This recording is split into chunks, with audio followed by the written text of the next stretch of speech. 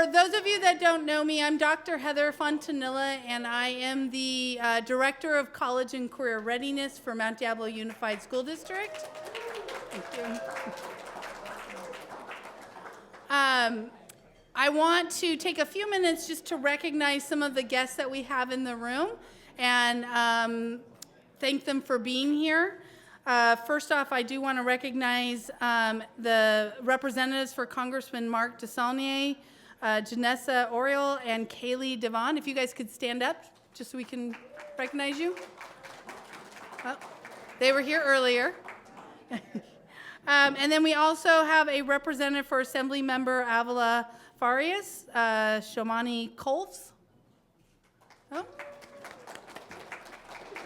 And then we have a representative from Supervisor Carlson's office. Thank you so much. We're also very fortunate to have representatives from several cities in the area.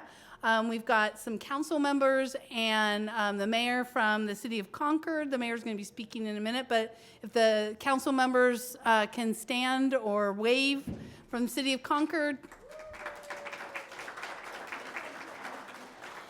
We have some representatives from the city of Pleasant Hill.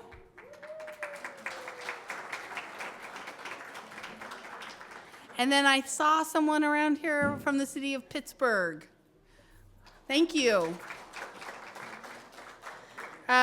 We represent students from all of those cities, so it's so great to have you here. Next year I'm going to push on Walnut Creek a little more to get them here. I also think would like to take a few minutes just to recognize the people from our district that are here to support the work that we do. So we do have Superintendent Dr. Adam Clark with us today. And then we have Board Trustee Linda Mayo, Tom McDougall, and Deborah Mason. And then I want to just recognize and thank. We have James from Concord TV who is here filming this lunchtime program.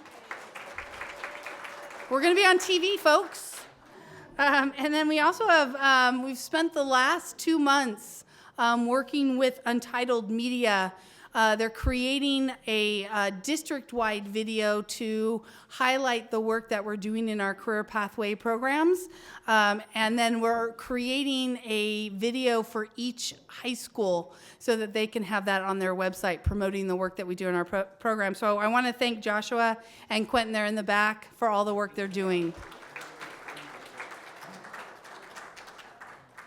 So this Campus to Commerce event, I believe I want to say this is our maybe 7th or 8th year that we've done this event. We took a little bit of a breather during COVID, but this grows out of a partnership that we have with the Greater Concord Chamber of Commerce, John Muir Health, and the City of Concord. So I want to welcome and thank and recognize the hard work of Sharon Jenkins from John Muir Health, Kevin Cabral from the Concord Chamber of Commerce, and then Melissa Rea, who is not here today, but she's been working with us from the City of Concord. And then I want to also recognize my amazing team.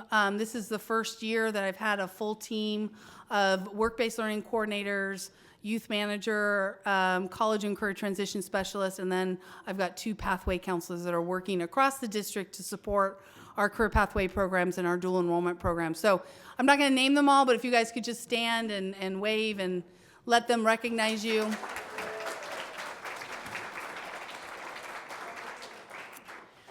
And then finally, we just want to recognize the teachers and the students that are here. We have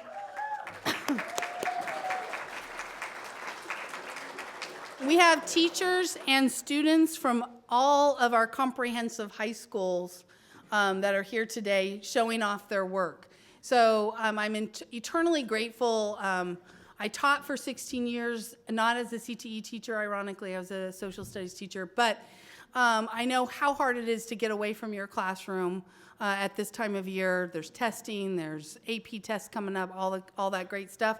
So I just want to thank all of you guys for being here. It is so important that we show our community the work that we're doing in our schools so that they can continue to support us. So thank you guys all for being here today. I really appreciate it.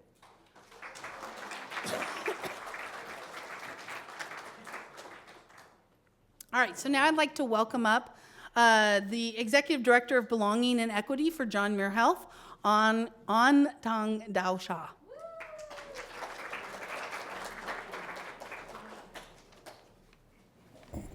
Hello, everyone. I do need a milk crate for the future or an apple case, something that allows me to see you all and for you to see me. Good morning, everyone, or now, good afternoon. Welcome to John Muir Health Concord Medical Center.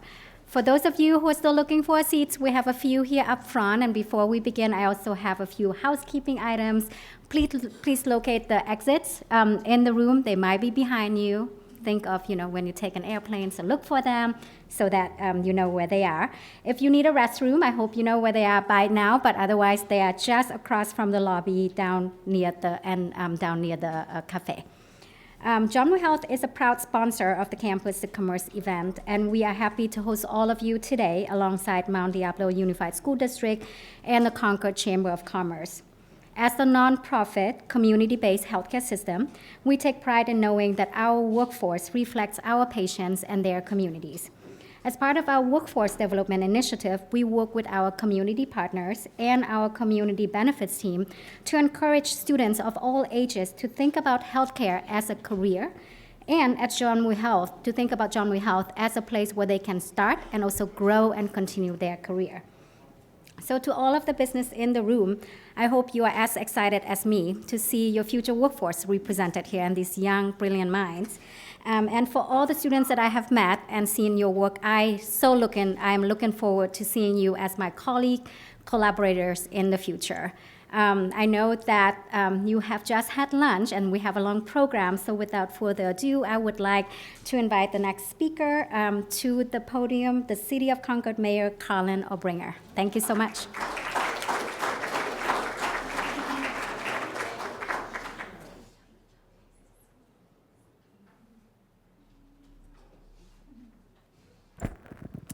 Good afternoon, everyone. How are you doing? Are you still awake after that delicious lunch? Okay, good. Well, my name is Carlin Obringer. I am thrilled to be here with you today. I want to thank John Muir for hosting us and also welcome you all to District 2, which I also represent here on the Concord City Council. And as I was thinking about what I was going to talk about today, I was thinking back to my graduation time from high school. That was last century. And I was thinking about the fact that I was told, without a lot of guidance, well, just get A's, get a 4.0, go to college, do well, and then you're going to get a job and happily ever after. And I thought, okay, all right, well, it doesn't sound that complicated. So I did get into college. I did several internships that were not exactly full of guidance, like these internships and career pathways that you all have. And then I even graduated early, and I found myself back home in my childhood bedroom in Western Pennsylvania, cobbling together 3 different part-time jobs with some skills I had, and wondering, okay, now how do I get that full-time job I was supposed to get and support myself and go out on my own? And it would have been wonderful if I'd been able to participate like the students are here today with all of this support and guidance that the Mount Diablo Unified School District is providing, that we even have the after-school program, even for younger children involved in this, thinking ahead to the future, and of course the businesses who are here. Thank you, because you're willing to make an investment in your future by investing in our young people today. Now, my story does have a happy ending. I ended up coming to California for grad school, and I did have to pay $68,000 for a grad school student loan. I'm down to $5,000. I hope to get that paid off this year. But there is a much cheaper way to go about doing this, and that's what you're all doing today, is going through these career pathways. You've got great teachers, including some I'm very familiar with. You know, Mr. Pintando has been involved for many different years. Yes, I think he does deserve a round of applause. Yes, and so putting on my employer hat, if you will, thinking ahead to the city of Concord, one of the first questions that I ask people whenever I meet them, a new employee, at least new to me, is, so where do you live? And I ask that question not to be nosy, but to find out how long is this person going to stick around. And here's why. Because studies have shown that if you have more than a 45-minute commute one way, that is going to have a very negative impact on your quality of life. So you're not going to stick around that long, right? You're going to do your job until you can find something that is closer to home so you can have a better quality of life, work-life balance, right? So that is one of the things that I think that Concord really offers here. We have very diverse industries, including award-winning Calitho. I see Calitho here. They just won an award with East Bay Innovation Alliance. Yes. They won an award recently for manufacturing, which we're hearing about the need for more manufacturing in our country, and I appreciate Calitho stepping up and doing that here in Concord in an innovative 21st century way. It's always very heartening to me whenever I do attend events. Like recently, I attended a swearing in for some of Concord's new police officers. Now, you might not be thinking along the lines of that career, but it is actually very well compensated and sought after. And so I was deeply heartened whenever I met the 3 new officers last fall, and they told me 2 of them are actually graduates of Concord high schools, one Mount Diablo High School, one Concord High. And so what that says to me is that's a very challenging job being a police officer, but it tells me that these young people are well qualified. Why? Because they grew up in the community, they understand the community, and they care about the community to the point that they want to work here again. And of course, I think that Concord is also the land of opportunity, not just for me, because obviously I landed here from Western Pennsylvania, and now I've lived here longer than I've lived anywhere else. But also for young people, I'm looking around. I don't know who exactly is going to be the next entrepreneur, but I anticipate that at least some of you, like I met Killian and Angie in that back corner there, have a very promising, bright future. And just think about it. One of our Mount Diablo High School graduates now owns Poppy Clary's and is now serving new students from Mount Diablo High School, providing delicious meals and giving back to the community in that way by creating jobs as a small business. So I just want to thank each and every one of you for investing your time today, whether you are a student, a business, a teacher, a representative from the school district, the Chamber of Commerce, the City of Concord, because together we need to continue to work together, and I'm confident that we will, to ensure that Concord continues to be a great city to live, work, raise a family, do business, and retire. Thank you.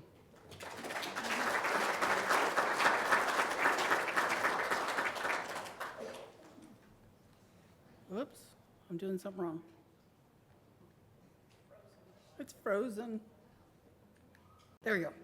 All right, so now I'd like to welcome up Dr. Adam Clark, Superintendent for Mount Diablo Unified School District.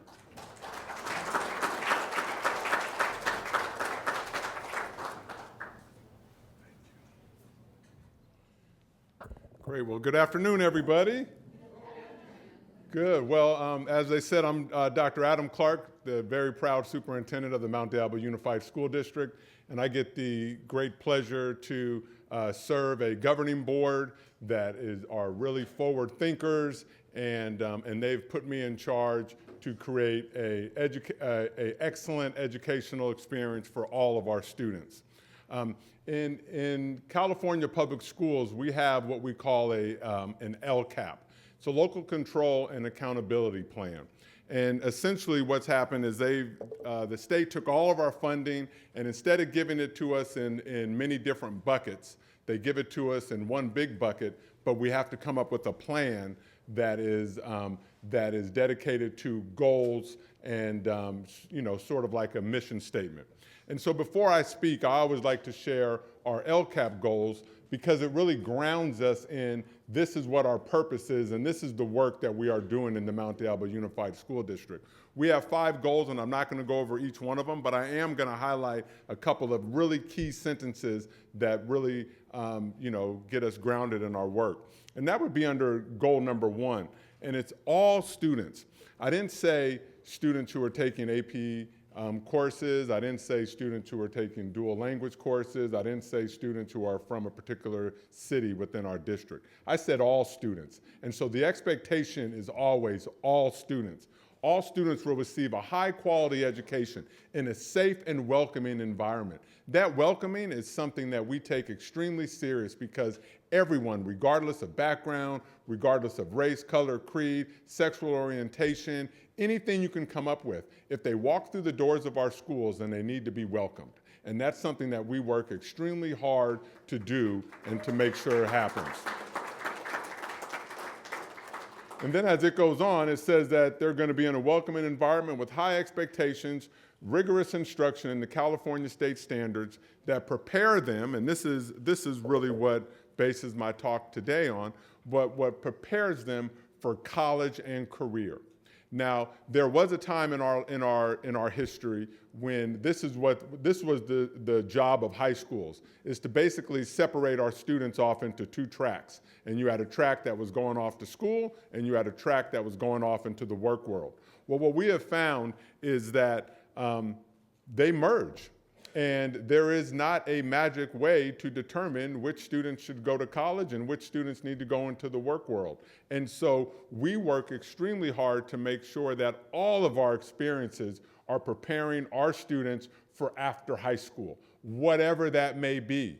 Now, as someone who is educated and has 5 advanced degrees, I believe in college and I believe in education. But that doesn't mean that that's the pathway for everybody. I think when students leave our system, they should be prepared to go into whatever field that they want or their family wants them to go into. So if that means that they want to have the grades and the test scores to get into a UC Berkeley, then we should prepare them for that. That means if they want to go into an apprenticeship program, that we should prepare them for that. And so we work extremely hard each and every day to make sure that our students have these experiences. You can go on and look at our other goals. We have a goal 2 that's really around our teaching staff, to really make sure that our staff are culturally competent and understand the differences amongst our students and sees our students individually for the gifts that they bring. Then we also have that goal 3 that really talks about that partnership with families and with community. Again, something that we're doing here, the partnerships that we have with our industry partners and with our local officials and with businesses and with parents and community members. Those are partnerships that we take extremely serious in our world. And then we have some specific goals here. We have a group of students who have gone through our system and have historically not met the expectations that they have of themselves. And so we call those students out and we say, we are going to pay close attention to you students. We're going to give you resources and we're going to give you support so that you can also reach those dreams that we're going after. And then we have some two schools within our district that are very transient. And so we want to make sure that we are paying close attention to those attendance levels and those levels of those students being able to graduate and achieve those dreams that they have for themselves. This is kind of a visual of what I just went over. And so this is kind of our triangle that really puts in that educational equity, which means we're going to give every student what they need to be educationally successful, which talks about learning acceleration, is how can we tap into those students and motivate them and get them ways that they can see themselves in their futures and see the impact that their actions have on their future. And then we also see that important, that social emotional learning, because if our students don't understand themselves and how their minds work and their bodies work and their feelings work, how are they really going to find that purpose within the work that we're trying to do? So very excited about this. And so as we look at how we are measured by the state, we're measured in many different ways, but you really kind of have like standardized testing, and then you actually have like the pathway that a student takes, like the course of study. And so if you look over on college readiness, standardized testings would be our SBAC test scores. Those are state tests that half of our students take. And then you have like the advanced placement test, you have the international baccalaureate test, you have courses that students can take for college credit and things to that nature. And then over on the career readiness side, we look at some of our JROTC programs that we have in the district. We look at the pathway completion rates. We look at apprenticeships, things to that nature. And so as we're looking at these two areas, there really should be something that our students should be able to find that's going to motivate them and to get them engaged in the work that we're doing. I shared a story with a sophomore student just this morning named Penny. Where's Penny? I don't mean to embarrass Penny, but there's Penny in the back. So Penny is she does digital design and photography and things of that nature. And what I shared with her was when I was in the 9th and 10th grade, I took a photography class in high school that I absolutely loved. And I loved it so much, I was actually, even though it was 40 years ago, I was still able to go by step, and Penny was able to give me feedback and let me know that I was still on track, and maybe I could pass that photography class if I took it. But what I explained to her was, like, this is something I did 40 years ago that it's still etched in my brain, because although I was at school, I was doing something that I really liked. And photography was actually my backup plan. If none of the other things worked, I was gonna fall back on photography because that was something that I really liked. I also grew up in a time when young people were able to go out and work and to get those experiences. I started working when I was 7 years old, and I have not stopped since. Delivered papers, I was a custodian, I was a short order cook, I was a dishwasher, I was a tow truck driver, and then I went to college. Okay, I did all of those things. Our young people don't have those opportunities nowadays. And so to have programs like what we have in our schools really gives those young people the opportunities to see how it is to actually show up on time for a job. Young man from Mount Diablo High this morning was telling me, if you show up on time, you're late. And he says, you show up early, that's on time. He's learning that. They're learning this in their auto mechanics tech. I don't know what it's called, though. I see auto tech over there, but it's Dominions over there at Mount Diablo High. And I remember standing in an empty building a couple years ago, and the principal telling me that they wanted to bring auto shop back to Mount Diablo High. And I said, absolutely, let's make that happen. And then they did. And that's part of those partnerships. But as we can give them a round of applause. It's important. Yep, good. And again, I know that, I know Joseph Alvarico, I know his team gets they get a lot of ink, a lot of press. They're doing wonderful things. We are so proud of them, but again, we got so many other groups that are doing such great work. Again, my heart and soul lies with that teaching academy we have over at YV. That's really where I want to invest in. And I met a future teacher over there this morning as I was going around, and she is coming back to work in the Mount Diablo Unified School District.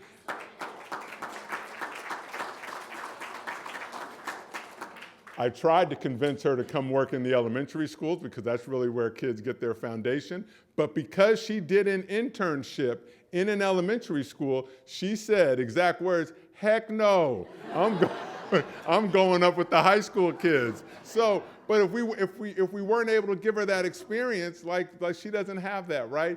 And as we continue to engage with our, with the business leaders out there and the entrepreneurs out there, and we ask them, right? The $64,000 question. How can we prepare our students to come and be ready for you? And you think it's some like costly curriculum or they have to do all these things.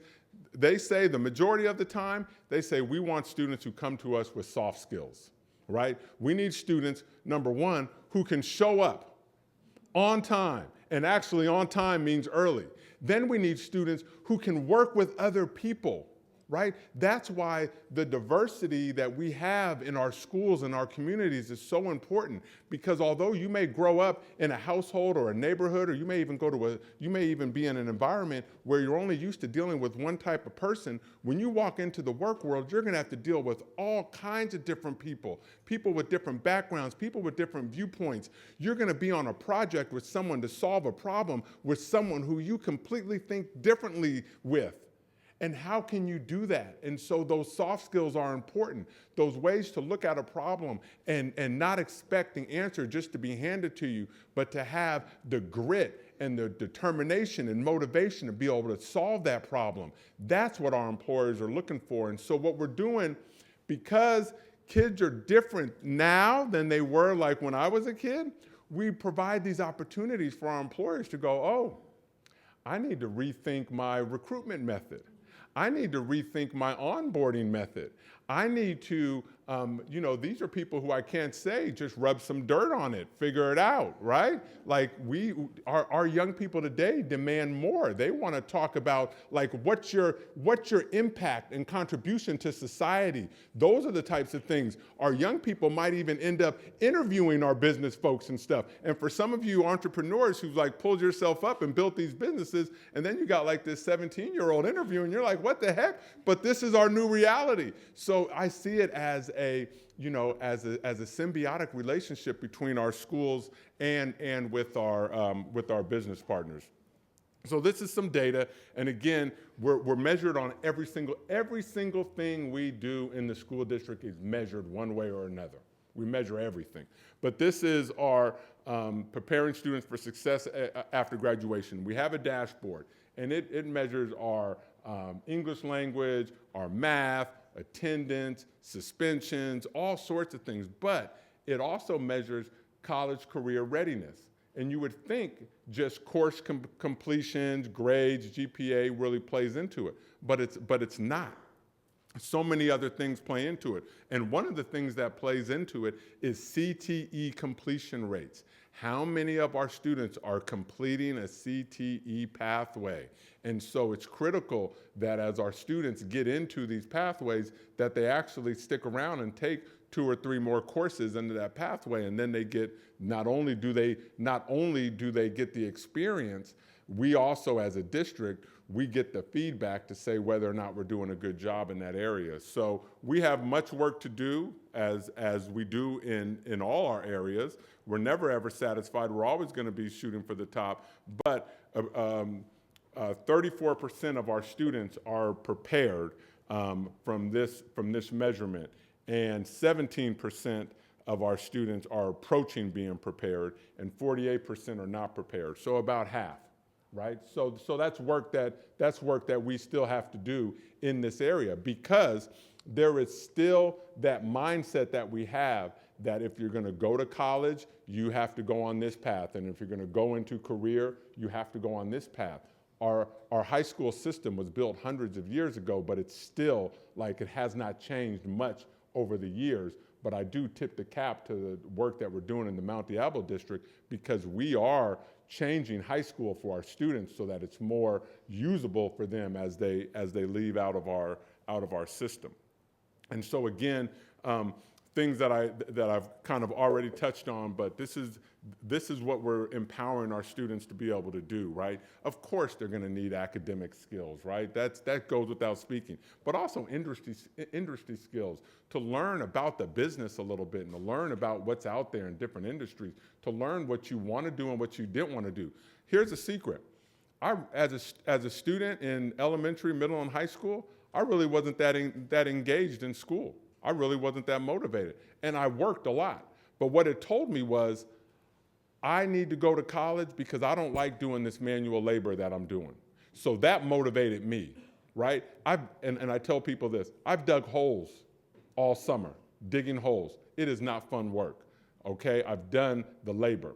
And so I was motivated to go to school so that I didn't have to do that. But again, not all of our students are going to have that experience. So we want them to have those industry skills, those work readiness skills. Just showing up to school on time is a lot different than when you're showing up to work. At home, some of our students have parents who lay out their clothes and make their lunches and drive them to school. You could see the pickup lines at our school. They stretch a mile away. Work does not work that way. You got to motivate yourself. You got to get to work. If you're doing manual labor and your body hurts, you still got to go. If you're at the bottom of the pecking order in your internship or your job, and you're tired of people telling you what to do all the time, you still got to go. So that's those work readiness skills, right? And then understand the path to get to the profession. So sometimes, our students get to engage with you. How did you start this? What were some of the things? What were some of the things you did? And then, like most of us who want to give back, you have no problem sharing that with our students and with what's going on. So, and then again, everyone's going to have to work because we all got to pay bills. So livable wage in a high demand profession. And in order to do that, you also have to have that financial literacy. So just in closing, these are our career pathways. I mean, everything is on here, right? There's so much there, and we continue to try to get feedback from our students about what courses they want.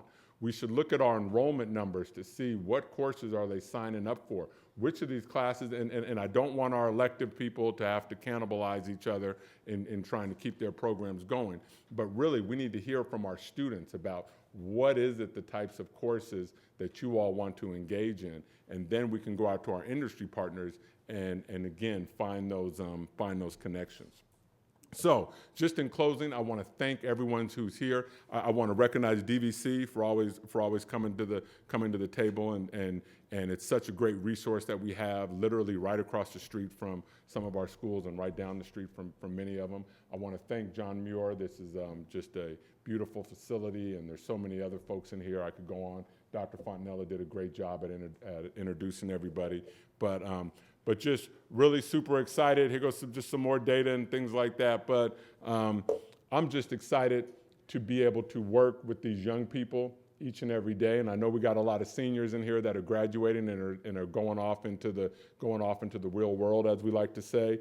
But I truly believe that their experience in the Mount Diablo Unified School District, and especially the students who are involved in these different academies and pathways, have a foot up in their next step going forward. So just with that, I want to thank you all for giving me the opportunity.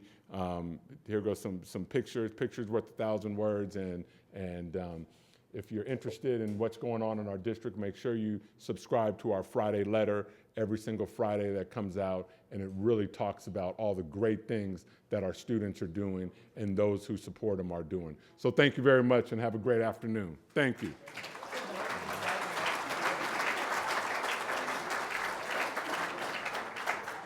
Thank you so much, Dr. Clark. What we're going to do now is we're going to have a panel discussion. We've got some of our industry partners who will be joining us up here at the front, and some students. I'm going to turn it over to Ana Ramos. She's going to lead it, but I'd like to call up to the front from Calitho. We have Dara Tahipor. Sorry, I know I butchered it. From John Muir Health, we have Jamie Elmasu. And then from Ruth from Realm, we have Fatima Shahid. And then Anna will call up the students. Great. Hi, everyone. I'm Ana Ramos. I'm the Manager of Youth Development and Support Services. And I'd like to call Angie Villalon, Sofia Carrera Cuevas, and Joseph Giacomino to come to our panel. All right, so what we're going to do is we're going to have everyone introduce themselves. So we will, as we're sitting here, we have a business partner, a student, business partner, and then business partner, student. And so how this is going to work is I'm going to ask a question to the business partners, And then I'll ask the question to the students, and so we'll pass the microphones back and forward. But I just want to make sure that we capture the 3 students that we have are from 3 different high schools and 3 different pathways. So the first thing is if we can just introduce yourself really quickly, starting with Jamie, and then we'll start over here with Joseph. Go ahead. Hi, good afternoon, everyone. My name is Jamie Almasu, and I am the Director of Community Health Improvement at John Muir Health. And then if you can pass it. Hi, my name is Sophia Carrera. I'm a sophomore at Mount Diablo High School, and I'm part of the patient care pathway. Hi, my name is Angie Monroy. I'm a senior at YVHS High School, and I am a part of the engineering pathway.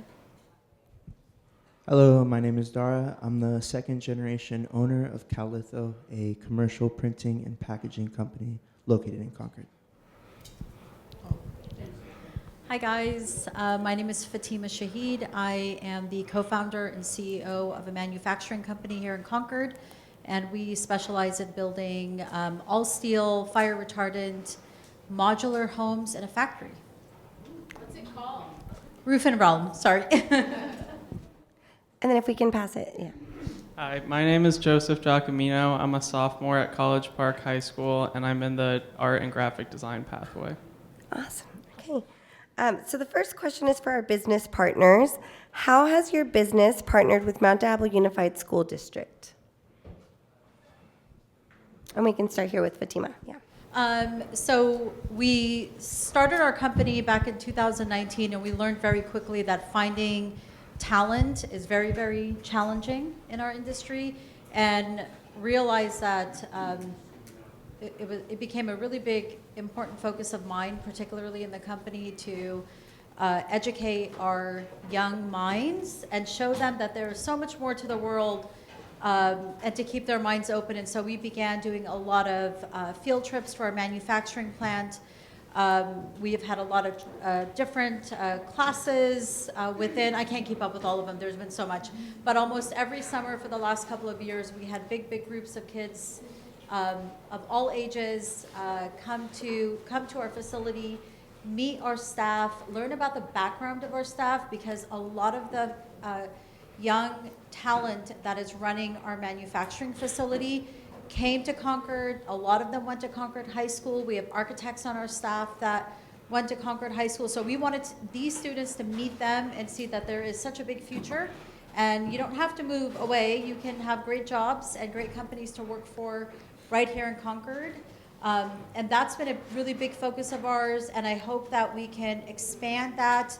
I'm working with you to hopefully be able to take on 2 interns this year, and hopefully as we expand our manufacturing capabilities here, I can take on more interns and really be able to help motivate our young minds to enter the workforce of manufacturing, housing, design, architecture, engineering, or just building with their hands. If that's, some kind of a trade, welding, finished carpentry, there is always a place for you. You just have to find people like us that can invite you in and teach you. Great, thank you. And I will open it to Dara or Jamie if either of you want to answer this question also. How has your business partnered with Mount Diablo Unified School District? Thank you, Anna. So John Muir Health is a community health system, right? We're one of the largest employers in the area, and as part of our mission, it's actually our responsibility to reinvest in the communities in which we are located. And so we do that through community benefit programs, through partnerships with local schools. And so with Mount Diablo Unified School District, actually, for over a couple decades, we've been hosting interns at John Muir Health. And it's been such a remarkable partnership. And so just over the past, I would say, just under 10 years, we reimagined the program, and it has become the Young Healers program. So when you hear about the Young Healers program, it is the high school-based internship program that we have here. And we're open to all schools throughout Contra Costa County and also parts of Tri-Valley. It's a highly competitive program. So every year we typically get about 400 to 500 applications. So those students like Sophia, who's sitting next to me, who was accepted into the program starting in the fall, they're absolutely so well deserving. We do focus our recruitment efforts on many students who are underrepresented in healthcare. So that's intentional. We focus our recruitment efforts with schools like Mount Diablo High School, which is located right across the street from our Concord campus, as well as YV, and those that have specific health pathways. And so through the Young Healers program, this is where students are able to come in, they're linked with mentors, they're linked with a department, and we could talk more about that later, but they really gain that robust experience in a variety of fields in healthcare, not just those that are medically related. Great, thank you. And then Dara, do you want to answer this question also? Yes, just really quick, because I could say, Fatima, we have a similar situation as far as getting plugged in and doing mock interviews, hosting tours, groups. Angie was our first intern here, Angie to my right, and it was funny, I was talking to my dad, and I was like, we've been around for about 40 years, small business. I was like, 40 years, man, you never had an intern? I mean, we're just having an intern, was our first intern last year, so was really, really cool. And, as a small business, it's not something really we would have gone out maybe ourselves and found, so I'm very grateful to the resources that were available to us and the support that we received to make something like that happen, because I think it's not something that we were thinking about, from a day-to-day, but we got so much out of that experience. I hope it was a great experience for you, but it was definitely opened a door for us in the future that we'd start thinking about this and saying this is something that we want to keep doing, for sure. Awesome. Thank you. So the next question is for our student panelist. How has business partner involvement made a difference in your experience as an MDUSD career pathway student? So we'll start with Sophia. Well, for me, business partnerships involvement has definitely made a big difference in my education, and also it solidified the fact that I definitely want to go into healthcare in the future. You see, I've done the internship with Pintado, who's back there, East Bay CPR, and I think it's given me a lot of technical career work-based skills. And in the fall, I'm going to start my internship with John Muir, which I know is definitely going to help me gain some experience and know what it's like to be in a hospital setting. Thank you. So as a college student in my college class, having professional business partners was really, really impactful. It made me feel really involved, and it opened a lot of doors for me. Instead of learning from textbooks, as you know, we got to learn personally in my internship. I got to learn how to use stuff I've never used before, machines I've never used before, and I got to learn softwares I've never used before, and that was a really interesting thing. It opened a lot of career choices for me because it made me realize that I do kind of like product design. Awesome. Go ahead. I would say the business partners that we've interacted with through our field trips and other things in the pathway, they kind of show you things that you don't see inside of school and like just career paths you can take. Like we went to a mall by our school and we got to meet with like the managers or like the people who work on fixing things like the mechanics and that kind of stuff. Just they don't offer anything for that in school. So yeah, I think it can also help you make decisions and narrow down what you want to do. Like we went to the Academy of Art and it kind of like helped me decide that like maybe that's not what I want to do. But then we went to like the Disney Animation Studio, and that really like piqued my interest, and it made me want to like get more involved in that. Thank you. Okay, the next question is for our business partners. From your perspective, how can early engagement with industry professionals help prepare students for the realities of today's workforce? I think early engagement is so incredibly critical. There are, I come from my parents immigrated to this country when I was 4 years old, and though they were very well educated in our country back home, when they came here, they had to start all over. And so they didn't really know how to motivate, encourage, and really what path to put us on. So a lot of that was, as long as you get good grades and you got A's and they didn't even care about PE. PE was not important. It was just like math and science. That's what mattered. Then they just assumed that we would be on the right path. and would get a job, and that's pretty much what you had to do. And I think even today, I see that in a lot of students. I see parents that are struggling to work and put food on the table, and they don't have time to sit there and take their child to all these programs and internships and find them ways that would encourage them to pick a career path, to find out what motivates them and what they're good at. I think programs like this are so incredible. Partnering students with professionals is so important. That is how I became motivated to, I actually became part of a program with the University of California, Davis, and that's where I saw students from my background, and I thought, oh my gosh, these kids are here, they're going to school, I can do that too, and it just really elevated me as a student in high school, and I think it had a profound impact on my life going forward. And then in college, as I was exposed to professionals, I took classes in hospitals. I realized very early on that I had this ability to manage and speak and lead people, and it's not something my parents really taught me. I had to be around other people, around professionals, to be able to find skill sets that I was good at. My husband actually had the same exact experience, and he always talks about that he always says, I could have been the CEO of a Fortune 500 company had I had the right encouragement and had I been around the right people. So this is such a valuable experience that you guys have, because it is what a lot of young people lack. And this is so incredible. If you take advantage of being around the adults, learning from them, just being a little sponge and taking it all in, your whole life will change in ways that you won't even, you can't even imagine today. Well, I mean, as a second generation owner, I think, if this business is going to, be around another 40 years, God willing, I'm going to rely on this pool of talent that is being developed right now in our community locally.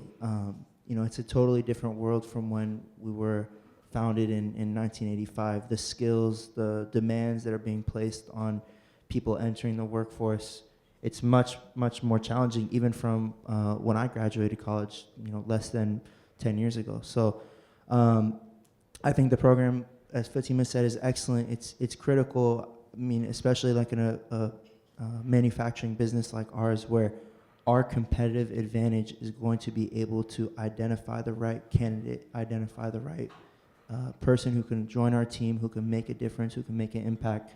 And through an internship program, we're kind of getting a first look, we're kind of getting an advanced opportunity to develop that relationship with those individuals, to make sure that we're going to be having the best talent in the future and best people in the future to be able to help us out. Thank you. Jamie, would you like to also? Absolutely. Yeah. So, healthcare is one of those industries where you serve an entire community, right? Especially as a nonprofit healthcare organization, we serve everyone, right? Anyone who walks through our doors, it's our obligation to serve them. And so I think when we partner, we create programs like the Young Healers Program and partnerships with Mount Diablo Unified School District. It's around cultivating the future workforce, because what's important to people like John Muir Health, and I'm sure other industries as well, is that we're in the human services industry. It's important that the people that work here, they look like the patient population. It's important that the people who work here live in the communities that our patients live. It's important that the people who work here speak the languages that our patients speak, right? And I can go on.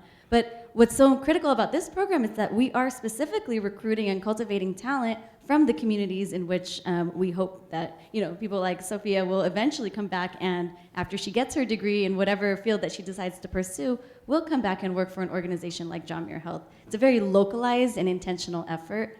And one thing that we do, aside from the Young Healers Program, is we also offer an I Belong scholarship. And we will be in our 4th year of actually disseminating the I Belong scholarship. And we've already awarded several thousands of dollars to very well-deserving students at Mount Diablo Unified, Ignacio Valley Unified, and other schools throughout Contra Costa County. And so that's really what makes it really critical for us to have programs like this. Again, it's the future, really, to put it simply. Thank you. Okay, so the next one is a student question. Can you share an example of how working with an industry partner has changed or influenced your career goals and skills development?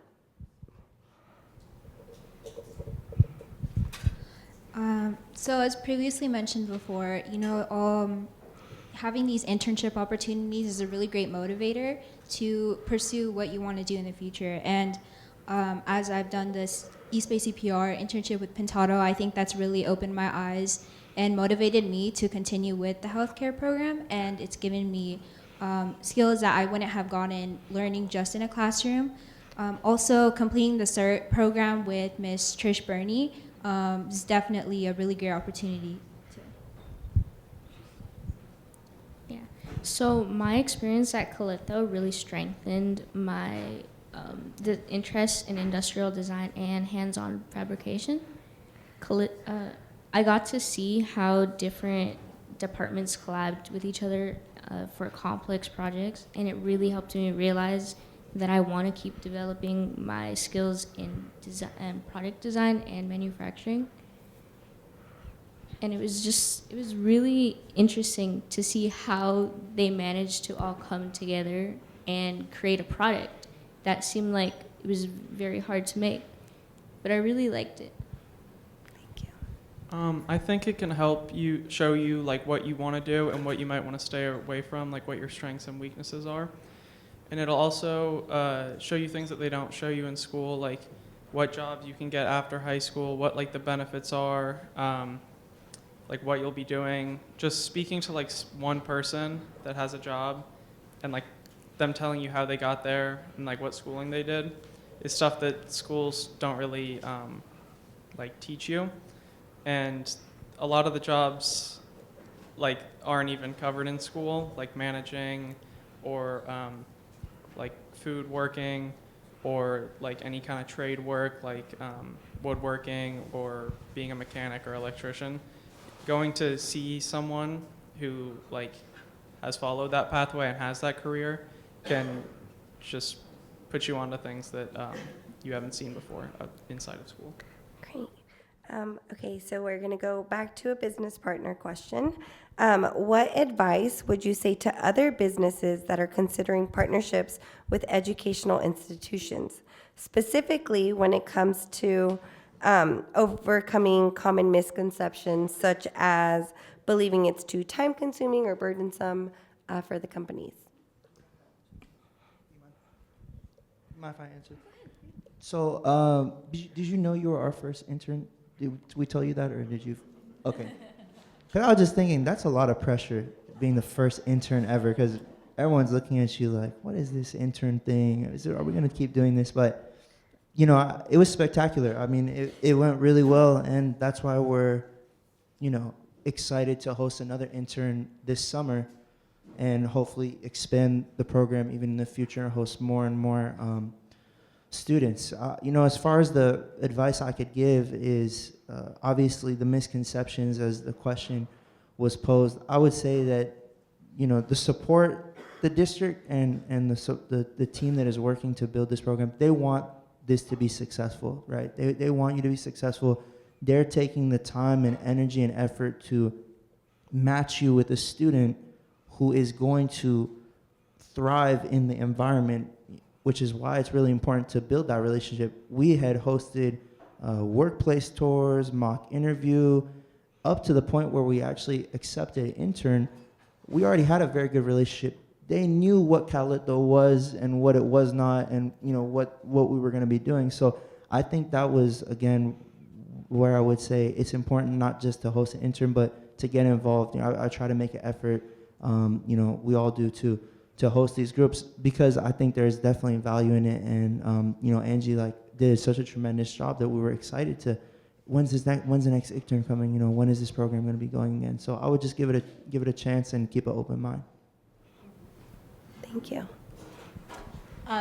As adults, as parents, as business professionals and business operators, I think we have a responsibility to our community, and that includes our students in schools. And I think if you are a business owner and you have some whatever preconceived notion or misconception of interns, and whether it's cumbersome or a burden to your staff, I think it's almost a little selfish because you bringing young talent in and teaching them and motivating them to be to enter the workforce. If you want to look at it from a business standpoint, you're helping yourself as you're helping this other student. It is our job to give back to our communities because our communities ultimately will be our future workforce. It is our responsibility to provide systemic improvement in our communities, and otherwise, why are we here? It's not always about, just, fine, you want to think about it as money, there you go. That's also, there's a money aspect of it at the end as well.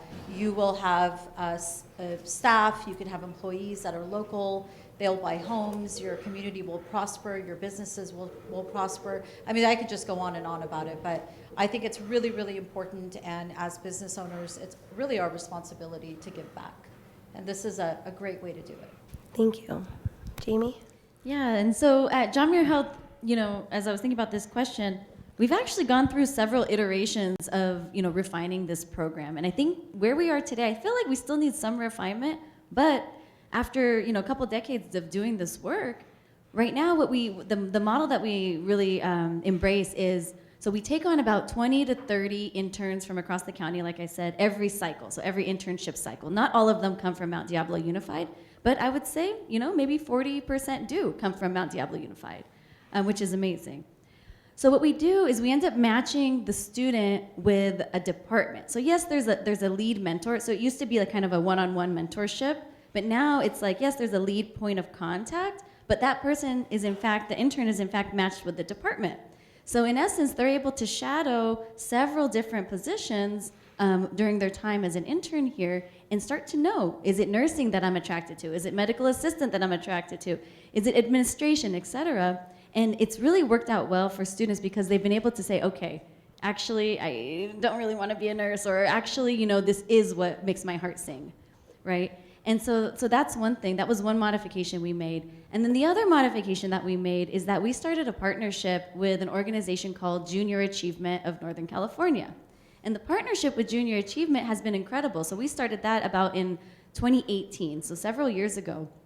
And what they do is they manage, and we basically partner with them to manage the interviewing of the students, the selection of the students, all of that type of thing. We still manage the administration and the placement and things like that and recruiting mentors. However, it removes us from the selection process. So it's actually keeps us neutral. So it really benefits us. It really does keep us neutral. And the organization is selecting the most qualified students for this internship. And they carry a lot of the administrative burden where we don't have the staffing. Our clinical teams don't have that capacity right now. So I think with those two modifications, it really creates a really robust program. Great, thank you. And then our last question is for our students. If you could say one thing to companies thinking about partnering with our school district, what would it be? I would say, first of all, thank you for the businesses who have partnered with our district. And I would say, please continue to do so. I think these opportunities are incredibly important for us students, especially if we haven't been exposed to that type of workplace or just real life in general. I think those are incredible opportunities for us to learn really what we like and what we don't like, and very grateful. I would say it's very, what you guys do for us is really great. Thank you. So if you're thinking about partnering with MDUSD for an internship, I say just do it. Partnering with MDUSD is a really smart investment. You're going to be able to teach students. They're going to gain valuable information. They're going to gain real-world experience that they might not get somewhere else. And you're going to get the chance as the company to inspire and shape future professionals. My internship really helped me become confident in what I want to do, and I know many other students like me would want to do something similar to this. So if you're thinking about it, I say just do it. I agree with everything they said. I think it can just put your business out there too, so that they will notice that that's the business that came to our school or we went to them. And I don't really know what I can add. I just think it's really helpful. And it can help everyone who attends like figure out what they want to do more. And even if they don't want to do what the business does, it can like set them on the right path, or just let them know that's not for them and maybe get them off that path. Awesome. Thank you so much. If we can give them all a round of applause.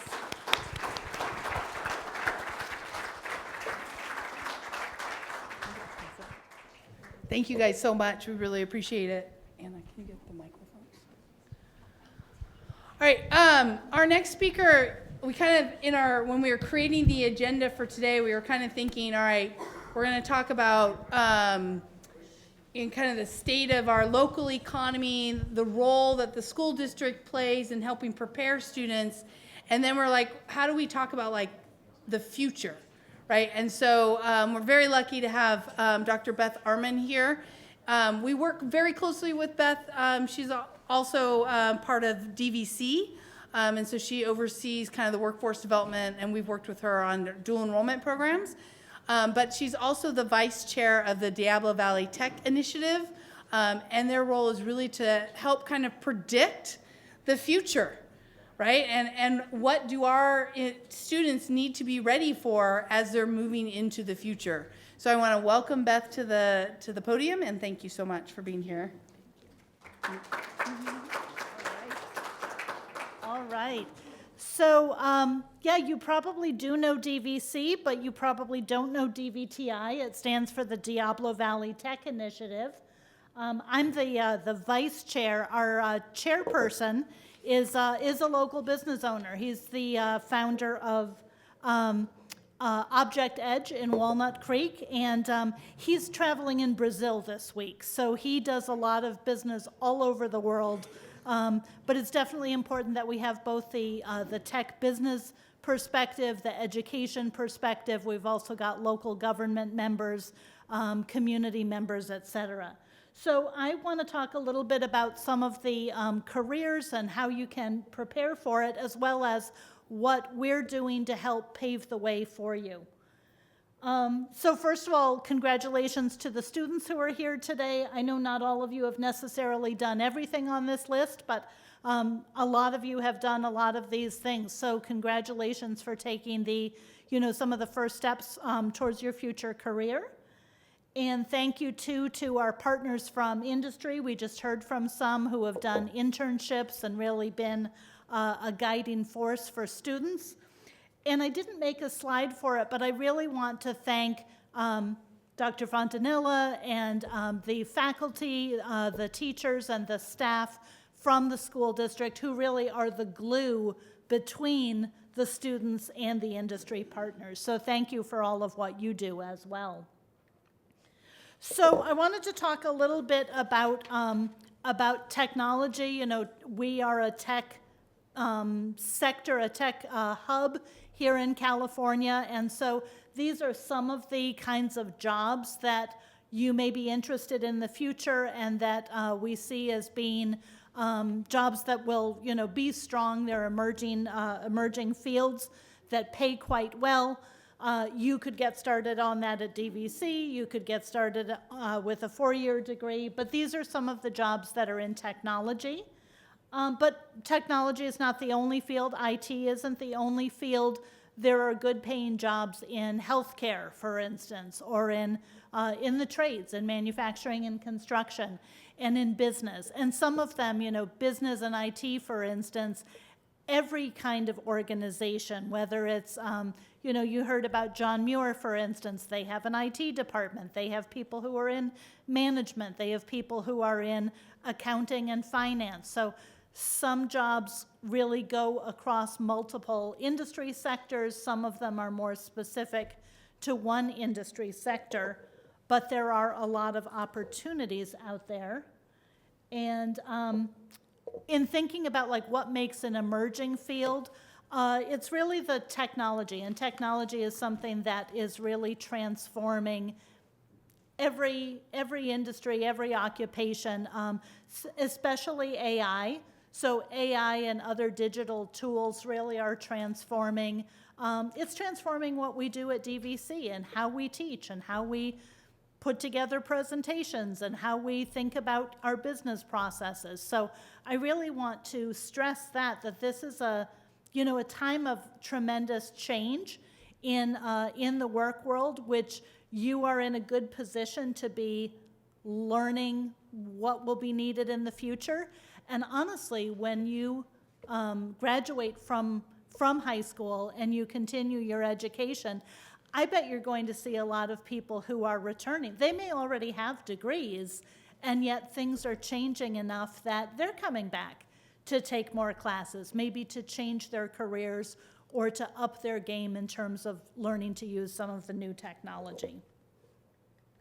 And remote work. With the pandemic, of course, we got a taste of remote work, whether we wanted it or not, and it really has left a lasting impression. Obviously, it varies depending on what the nature of your job is, what the workplace culture is where you are, but we are seeing more hybrid opportunities as well.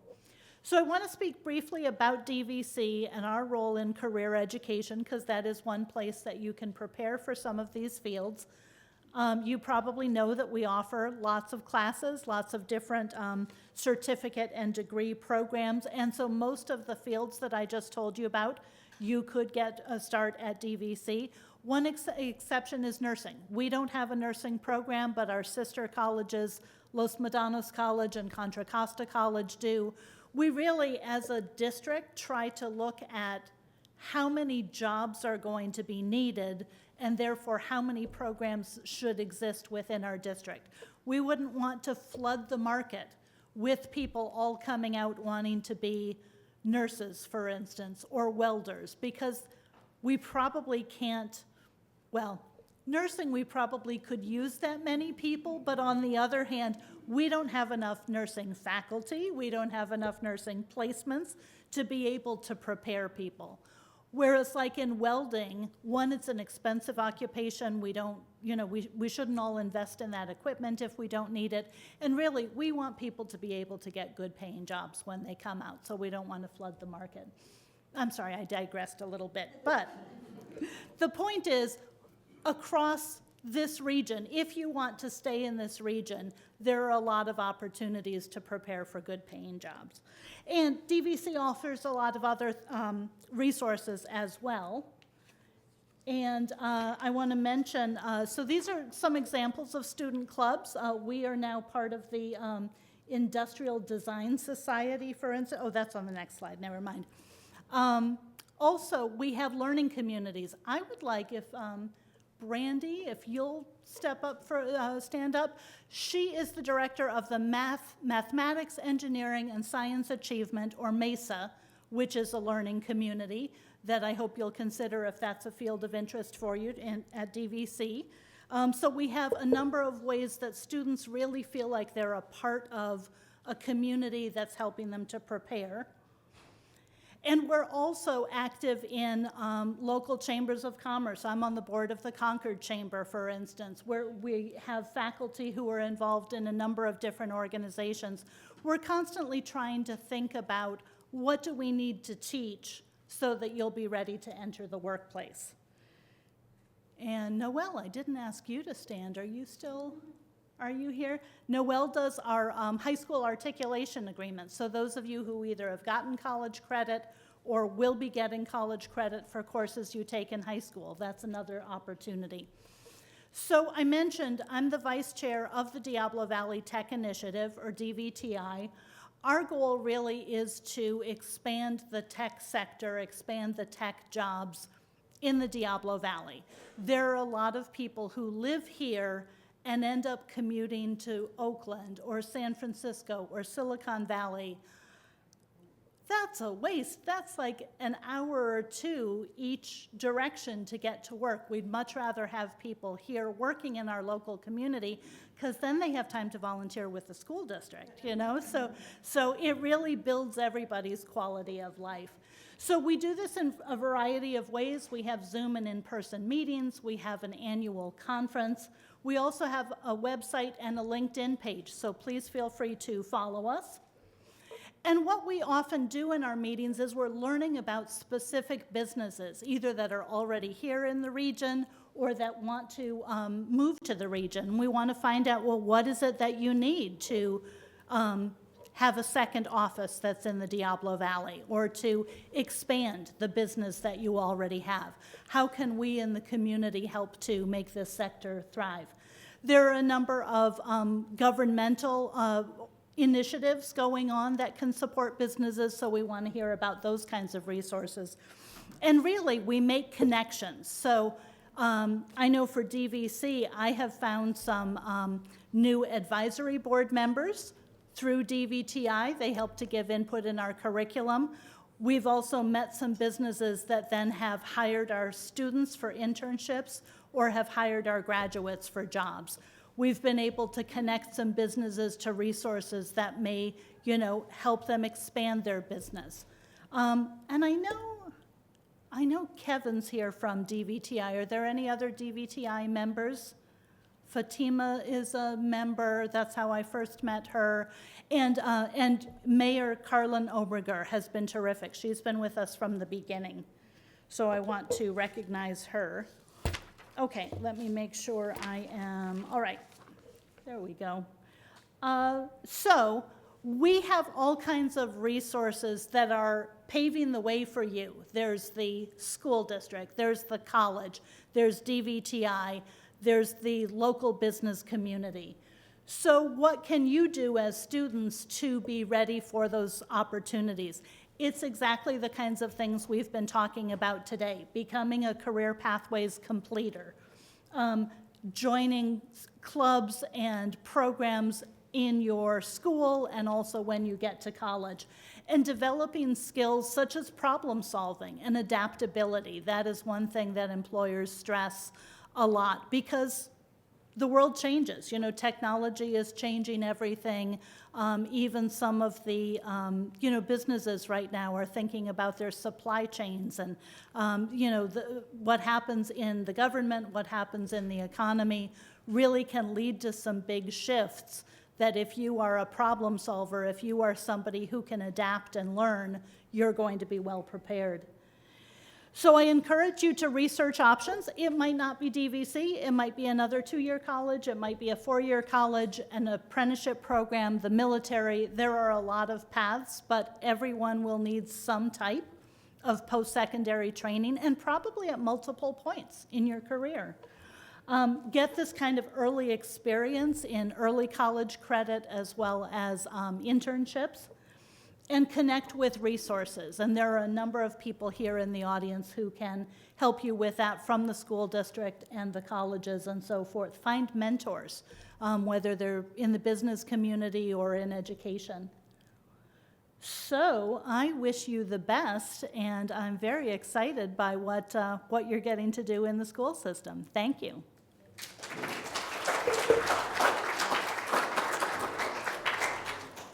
All right, so we're going to wrap it up with Kevin Cabral from the Concord Chamber of Commerce. And then afterwards, just to kind of remind you that the students will be here until 2 o'clock. So if you didn't get a chance to circulate and see some of the student work, please do so. Come on, Heather, let's get a photo. Okay.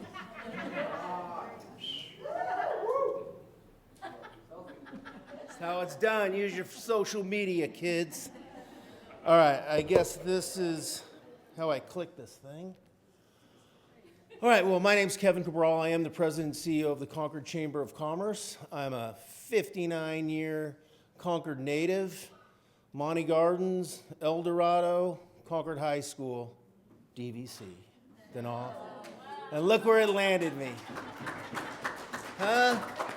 So it's great, the thing with the chamber and the relationship that we've really strengthened, my time around here at the chamber the last few years is, with Anna and her group coming to our First Friday coffees, events like this that we've kind of kept the same but also are tweaking. It's great to see so many business leaders here supporting the efforts and getting to know the students. It's super great, and there's so many opportunities here. You heard about them all and what people are doing. But with the chamber, it's different. This is where you get to really polish a much needed skill in today's workforce. And that's one of our pictures, and it's good people. I don't know if I did this wrong. Huh. Well, I don't need slides. So one of the things we do partner with, and I'm going to be very quick, is Community Alliance for the Future. CAF, it is our 501(c) affiliated with the Concord Chamber, and it is really an education-focused program. We're looking for different ways to get people to sponsor, donate. We have a big crab feed, and so we're throwing money in that pot to provide scholarships, but also we're looking at funding different programs that help people move on to the next step into the workforce. So CAF, you'll start hearing more about it. It's been around since 1990 and kind of been sort of quiet, great little hidden gem. But we're bringing that thing out into the forefront, and that's why it's my first slide. The next thing with us, with the Chamber, is where we're committed, where the type of business that we are is we're going to help you as you, if you're a business or if you're going into the workforce. I'm looking for people to think about planning the Chamber into their business as part of their strategy.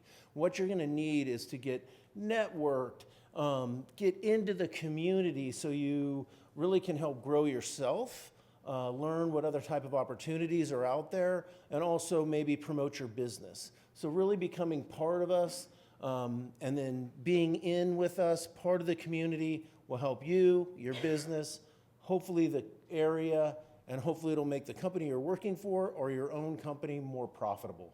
Pretty much the bottom line. And we have a bunch of members in here, and I think they would all say the same. It works. So the big thing that I'm just briefly touching on these slides and only hitting a few points about the Chamber, but I think they're very important for businesses and folks going into the workforce, is networking events. I mean, when I first came back to the Chamber, I'm like, man, I'm over this networking thing. It's just like too much. You've got to go to all these events. But in reality, it works. It works 100% of the time, every time. If you go to any one of these events and you're in business or looking for an opportunity or wanting to meet a business leader in our community, you can find them at First Friday Coffee, Women's Networking, any of our community events, the big ones, and you can decide. Like if you come to these, you may talk to someone and find out, well, heck, that's a really neat person. I vibed with them, but then I also liked what they're doing. I never knew that was a career. The folks at Cal Litho, you don't know that those kind of careers exist here in Concord. 40 years, folks. And I gave them a shout out, and they're not even a member. He left, huh? We'll figure that out. But it's important because your skills that are just as important as your technical and your knowledge, you also are going to need to use your social skills in any job that you have, and we help refine that. So that's my 2 minutes. That's all I got. Great to be part of this. If you need my business card, I'm very approachable. I got a lot of business cards. Come on up. We'd love to see you at the next big event. I do want to say thank you so much to the Chamber because they really have leaned into this partnership with our school district. For this year, we've been taking at least 2 to 3 students on 4 students? 4 to 6 students. 4 to 6, yes. Thank you. Thank you. To the First Friday Coffees. And it's been such a great experience for our kids to be able to start to learn how to network because, to be honest, I still get insanely anxious when the word network is thrown out there because it's not my strength. So I just really, to be able to provide that experience to our students has been huge. So thank you so much, Kevin. Yeah, it's been Really great. Thank you, honestly. Awesome. All right, so again, thank you everyone so much for being here. This is always such a highlight of our year to get to celebrate the work of our students and our teachers and to connect with them in a way that we oftentimes don't. So the student booths are open until 2. So if you didn't have a chance to circulate, please, we've got this room and then the 2 rooms out there. We got the robots, we got a gurney with a mannequin on it. So please make your way around and thank you so much.